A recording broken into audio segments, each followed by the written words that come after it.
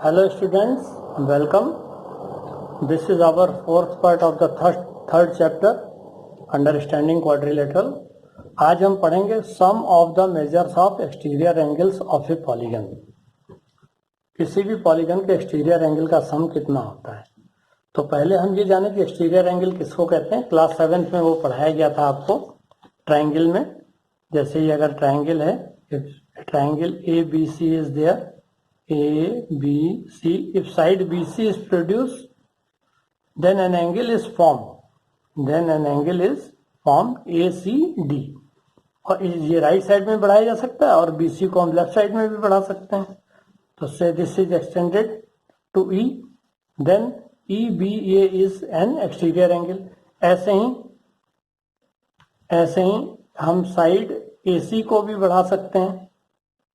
AC को अगर हम इधर बढ़ा दें तो ये एक्सटीरियर एंगल हो जाएगा। तो किसी भी पॉलीगन के एक साइड को बढ़ाने पर जो एंगल नया बनता है, एक्सटेंड करने पर जो नया एंगल बनता है उसको एक्सटीरियर एंगल कहते हैं। जैसे ये ABC, तो अब हम साइड AB को बढ़ा सकते हैं, ऐसे बढ़ा दें साइड AB को तो ये एंगल हो गया एक्सटीरियर एंगल। अगर इधर बढ़ा दिया तो ये एंगल हो गया एक्सटीरियर एंगल। तो ये आपने 7th में पढ़ा है। यहाँ पे ये ध्यान देने वाली बात है कि हम जो साइड को, तीनों साइड को या किसी भी पॉलीगन के सारे साइड्स को एक तरफ से या तो क्लॉकवाइज डायरेक्शन में बढ़ाएंगे या एंटी क्लॉकवाइज। जैसे ये ए बी सी में ये एंटी क्लॉकवाइज, बीसी को मैंने बढ़ाया एक एक्सटीरियर एंगल बना, फिर सीए को मैंने बढ़ाया एक एक्सटीरियर एंगल बनाया, फिर AB को मैंने बढ़ाया एक एक्सटीरियर एंगल बना। तो या तो हम क्लॉकवाइज डायरेक्शन में चलेंगे या एंटी क्लॉकवाइज, दोनों नहीं, कोई एक चलेंगे।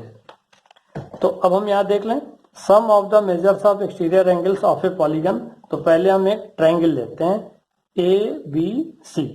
अब इस ABC में CB को बढ़ाया हमने तो एक्सटीरियर एंगल 1 बना, फिर BA को हमने बढ़ाया एक्सटीरियर एंगल 2 बना, फिर AC को हमने आगे एक्सटेंड किया तो एक्सटीरियर एंगल 3 बना। ये हम एंटी क्लॉकवाइज चल रहे हैं, ठीक। तो यहाँ जरा हम देखें, अगर हम CB पे चलें तो हमारा मुंह जो होगा, फेस जो होगा वो B की तरफ होगा, इस डायरेक्शन में होगा। और अगर इस एंगल पे आके यहाँ पे हम BA के डायरेक्शन में चलें तो हम एंगल 1 टर्न कर जाते हैं। एंगल 1 हमने टर्न कर लिया और यहाँ हम A पे पहुंच के अब हमारा फेस टूवर्ड्स BA A की तरफ है। तो यहाँ सामने ना जाकर फिर हम अगर यहाँ टर्न ले लें AC की तरफ तो एक एंगल हम ये फिर से टर्न हो रहे हैं। पहले हमने ये एंगल 1 टर्न किया, यहाँ पे पहुंचे एंगल 2 टर्न किया। अब हम AC के अलॉन्ग आ रहे हैं तो C के पास आके फिर हम एंगल 3rd ये टर्न करें तो जिस डायरेक्शन से हम चले थे, CB डायरेक्शन से हम चले थे, तो CB की तरफ ही हमारा फेस हो जाएगा B की तरफ। यानी एक पूरा टर्न हमने ले लिया, फुल टर्न। तो फुल टर्न का मतलब है कि angle 1 plus angle 2 plus angle 3 जो होगा, फुल टर्न हम जानते हैं कंप्लीट एंगल जो होता है 360 डिग्री का होता है। तो angle 1 plus angle 2 plus angle 3 ये होना चाहिए 360 डिग्री। ये हम एंटी क्लॉकवाइज डायरेक्शन में किया, यही चीज हम क्लॉकवाइज डायरेक्शन में भी कर सकते हैं। दोनों को मिलाकर नहीं करना है, अलग अलग करना है। अब एक और हम ले लें कि ये एक पेंटागन है ABCDE। इसमें हम क्या करें, हम AB की तरफ चलें, B की तरफ फेस करके।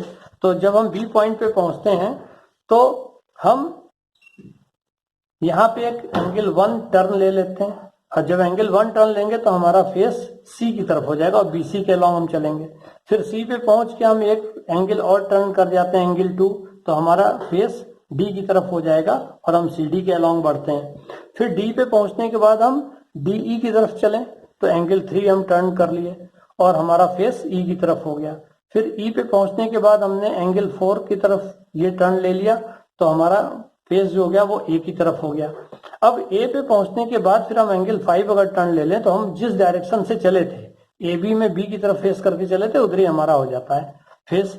इसका मतलब कि angle 1 plus 2 plus 3 plus 4 plus 5 हम करें तो एक फुल टर्न हो जाता है। तो फुल टर्न यानी कंप्लीट एंगल। तो angle 1 plus angle 2 plus angle 3 plus angle 4 plus angle 5 is equal to 360 degree. यानी कि पॉलीगन के कितने भी नंबर ऑफ साइड्स हों, एक्सटीरियर एंगल का सम हम जब भी लेंगे तो हमें 360 डिग्री ही मिलेगा। तो हम ये कह सकते हैं कि sum of all the exterior angles clockwise ले लें या एंटी क्लॉकवाइज, कोई एक, of any polygon of any side is equal to 360 degree. तो ये कंफर्म हो गया कि sum of the measures of all exterior angles of a polygon is always 360 degree. अब हम एक दूसरा टॉपिक देखते हैं कि क्या हम अगर रेगुलर पॉलीगन, अभी तक हम लोगों ने पॉलीगन की बात की, अब तो हम रेगुलर पॉलीगन की बात करते हैं। तो रेगुलर पॉलीगन वो पॉलीगन होता है जिसके सारे साइड्स इक्वल होते हैं, यानी इक्विलैटरल होता है, और सारे एंगल्स भी इक्वल होते हैं, इंटीरियर एंगल, यानी वो इक्विएंगुलर भी होता है। तो measure of each interior angle of a regular polygon of n sides. तो क्या अगर हमें रेगुलर पॉलीगन के साइड का नंबर पता हो, यानी उसका नंबर n हो, तो क्या हम इंटीरियर एंगल की वैल्यू निकाल सकते हैं? तो वो देखेंगे जरा। तो in a regular polygon of n sides क्या होता है, all the sides are equal होता है क्योंकि इक्विलैटरल होता है, all the angles, interior angles भी इक्वल होता है क्योंकि वो इक्विएंगुलर होता है। तो ये एक पेंटागन हम कंसीडर कर सकते हैं, ए बी सी डी ई। इसमें A B side B C, side C D, side D E और साइड ई ए, ये पांचों साइड आपस में इक्वल है। ठीक, तो जब ये पांचों साइड्स इक्वल है तो पांचों एंगल्स भी इक्वल होंगे। अब ये एंगल्स के हम एक एंगल की वैल्यू हम ले लेते हैं x डिग्री। तो सारे एंगल अलग अलग, angle B, angle A, angle B, angle C, angle D, angle E, ये सब के सब x डिग्री के हैं। तो हम जानते हैं देयर आर n साइड्स हैं, तो देयर आर n वर्टिसेस भी होंगे। जैसे इसमें 5 साइड्स है तो 5 वर्टिसेस होंगे, और 5 वर्टिसेस है तो 5 इंटीरियर एंगल भी होंगे, यानी n साइड्स वाले में n वर्टिसेस और n इंटीरियर एंगल होंगे। हम मान लेते हैं कि let each interior angle has a measure of x। तो sum of all the interior angle of a regular polygon क्या होना चाहिए भाई? तो x plus x plus x करके, ये पेंटागन है तो 5x करना होगा। अगर n साइड्स होते और n एंगल्स होते तो n इंटू x डिग्री होता है। और हम जानते हैं किसी भी पॉलीगन के लिए सम ऑफ द इंटीरियर एंगल जो होता है वो n-2 इंटू 180 डिग्री होता है। तो यहाँ nx degree should be equal to n-2 into 180 degree. और जब इसमें से हम x की वैल्यू निकालना चाहते हैं तो इस n को हम राइट साइड में ले जाएंगे तो ये इंटू में तो डिवीजन में आ जाएगा। तो x यानी इंटीरियर एंगल की वैल्यू हो जाएगी n-2 within bracket into 180 degree upon n, जहां पे n number of sides of polygon है। तो हम ये कह सकते हैं कि we can find measure of interior angle of a regular polygon if its number of sides is known. इतना ही नहीं, अब जरा सा इसको हम क्रॉस मल्टीप्लाई करके और देखें, ओपन करके देखें। तो चूंकि nx degree is equal to n-2 into 180 degree है, तो इसको हम अगर ओपन करें डिस्ट्रीब्यूटिव लॉ लगा के, तो ये हो जाएगा nx degree is equal to 180 degree n-360 degree. यानी कि अब इसको ट्रांसपोज अगर हम करें तो ट्रांसपोज करने पे 360 डिग्री लेफ्ट में आके पॉजिटिव हो जाता है, is equal to 180 degree into n minus ये nx डिग्री को हम राइट साइड में ट्रांसपोज करें तो माइनस nx डिग्री हो जाएगा।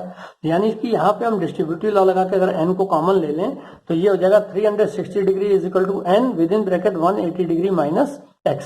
यानी कि हम n की वैल्यू निकाल सकते हैं। तो n की वैल्यू आ जाएगी, नंबर ऑफ साइड्स हो जाएगा 360 degree upon 180 degree minus x degree, जहां पे x डिग्री जो इंटीरियर एंगल है। यानी कि अगर किसी रेगुलर पॉलीगन का हमें इंटीरियर एंगल की वैल्यू पता हो तो हम नंबर ऑफ साइड पता कर सकते हैं, नंबर ऑफ साइड पता हो तो हम इंटीरियर एंगल पता कर सकते हैं, और अगर इंटीरियर एंगल हमें पता हो तो हम नंबर ऑफ साइड पता कर सकते हैं। ये दो फार्मूले हमारे पास हैं। We can find number of sides of a regular polygon if measure of an interior angle is known। अब जरा सा हम देख लें,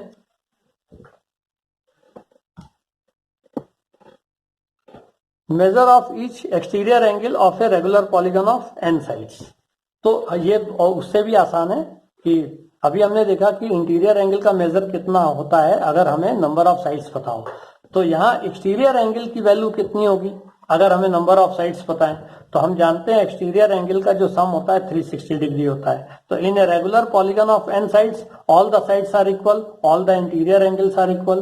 तो अब चूंकि n साइड्स होते हैं तो n वर्टिसेस होंगे, इसलिए n इंटीरियर एंगल भी होंगे, और जब n इंटीरियर एंगल होंगे तो n एक्सटीरियर एंगल भी होंगे। और हम मान लेते हैं कि इंटीरियर एंगल की वैल्यू x डिग्री हो। तो यहाँ पे देखिए ये पॉलीगन है, इसमें इंटीरियर एंगल x डिग्री है, तो एक्सटीरियर एंगल और इंटीरियर एंगल आपस में लीनियर पेयर बना रहे हैं।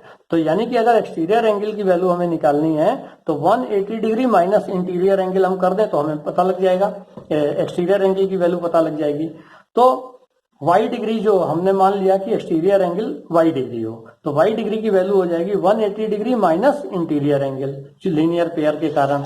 अब जरा सा यहाँ पे हम जान ही रहे हैं कि x degree plus y degree is equal to 180 degree, ये लीनियर पेयर होता है। और एक चीज हम जानते हैं कि sum of n exterior angles कितना होता है भाई, चाहे वो रेगुलर पॉलीगन हो चाहे इरेगुलर पॉलीगन, वो 360 डिग्री होता है। और सारे के सारे अगर एक्सटीरियर एंगल y डिग्री के ही हैं, each exterior angle is y degree, क्योंकि each interior angle is x degree, तो लीनियर पेयर के कारण ये भी y होगा, ये भी y होगा, ये भी y, सारे एक्सटीरियर एंगल भी y यानी बराबर होंगे। तो हम ये कह सकते हैं कि n एक्सटीरियर एंगल है तो sum of all the n exterior angle is equal to n into y degree हो जाएगा, और sum of all the exterior angle 360 degree के बराबर होता है। तो यहाँ y डिग्री की वैल्यू अगर हमें यानी एक्सटीरियर एंगल की वैल्यू अगर निकालनी है तो exterior angle is equal to 360 degree upon n, यानी कि हम ये कह सकते हैं कि if the number of sides that is n of a regular polygon is known, we can find the measure of each exterior angle y।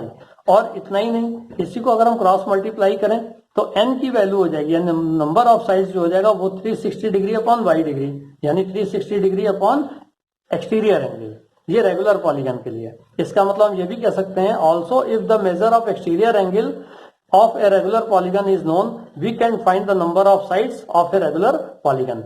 यानी कि अगर हमें एक्सटीरियर एंगल पता है तो हम नंबर ऑफ साइड्स निकाल सकते हैं, और अगर हमें नंबर ऑफ साइड्स पता है तो हम एक्सटीरियर एंगल की वैल्यू रेगुलर पॉलीगन की निकाल सकते हैं। यहाँ इंपॉर्टेंट नोट ये देखने लायक है कि interior angle plus exterior angle जो होता है उसका हमने बताया कि लीनियर पेयर होता है, और उसकी वैल्यू हमने निकाली, इंटीरियर एंगल की वैल्यू हमने निकाली n-2 within bracket into 180 degree upon n, और एक्सटीरियर एंगल की वैल्यू हमने निकाली 360 डिग्री अपॉन n। इसको सॉल्व करेंगे तो आएगा 180 डिग्री, जो कि लीनियर पेयर साबित करता है। और एक लास्ट इंपॉर्टेंट पॉइंट जो है वो ये है कि n की वैल्यू जो हमने निकाली थी number of sides interior angle के टर्म में, वो 360 degree upon 180 degree minus x degree, और यही वैल्यू हमने निकाली थी 360 डिग्री अपॉन y डिग्री यानी एक्सटीरियर एंगल। तो हम जानते हैं कि interior angle plus exterior angle is equal to 180 degree होता है, तो इसका मतलब है कि exterior angle is equal to 180 degree minus interior angle. तो इससे भी ये साबित होता है कि n की वैल्यू हम 360 degree upon 180 degree minus x यानी इंटीरियर एंगल से भी निकाल सकते हैं, और 360 डिग्री अपॉन एक्सटीरियर एंगल से भी इंटीरियर एंगल और एक्सटीरियर एंगल दोनों से हम निकाल सकते हैं। Thank you very much.